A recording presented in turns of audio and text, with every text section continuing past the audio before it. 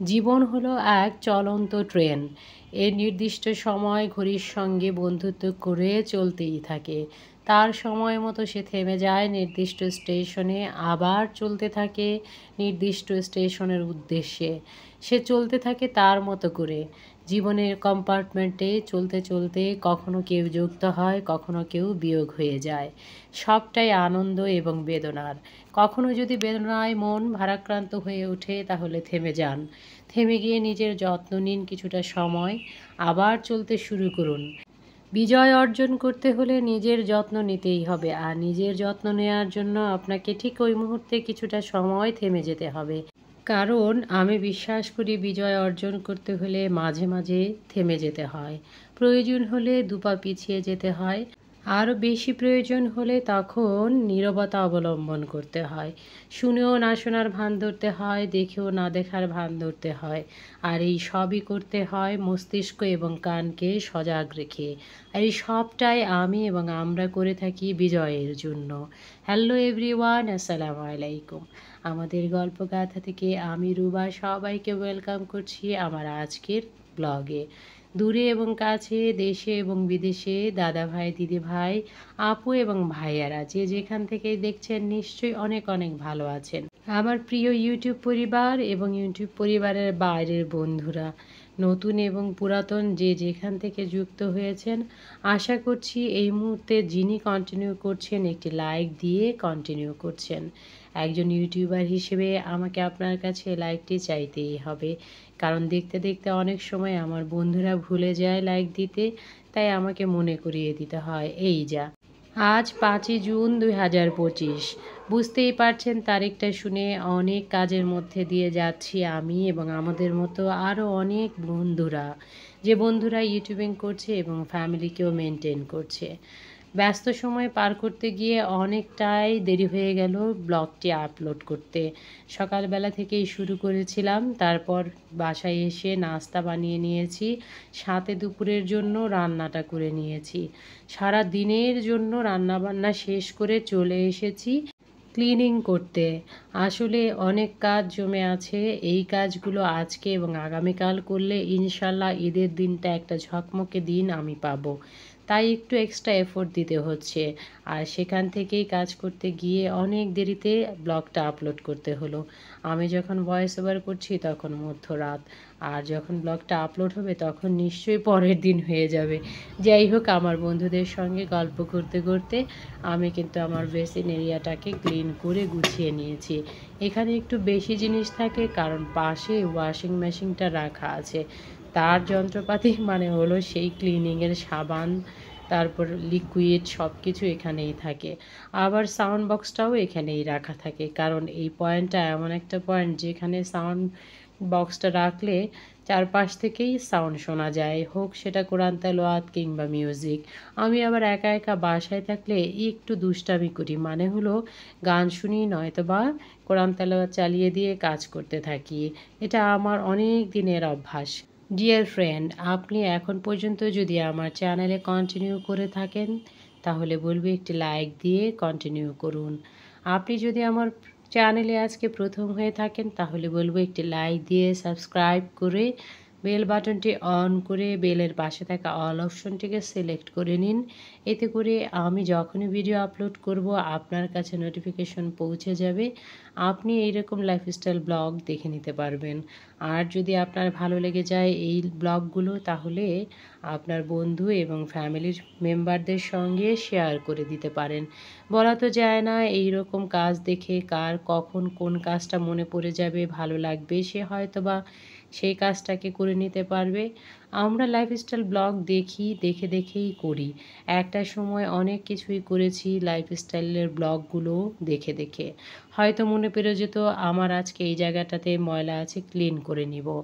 আবার হয়তো বাজার করার কিছু লিস্ট ভুলে গিয়েছিলাম, আপুদের লিস্ট দেখে আল্লাহ আমারও তো এটা লাগবে। আমি ক্লিনিং করতে করতে অনেক গল্প করছি, আপনি কিন্তু লাইক সাবস্ক্রাইব ডান করতে ভুলে যাবেন না। আর বেল বাটনের পাশে রাখা অল অপশনটিকেও সিলেক্ট করে নেবেন। আপনার যদি ভালো লেগে যায় তাহলে আপনি বাকিটা সময় কন্টিনিউ করবেন। আর যদি আপনার ভালো না লাগে তাহলে আপনার যতটুকু সময় ভালো লাগে আপনি ততটুকু সময় কন্টিনিউ করুন, শুধু লাইকটা ছেড়ে যান।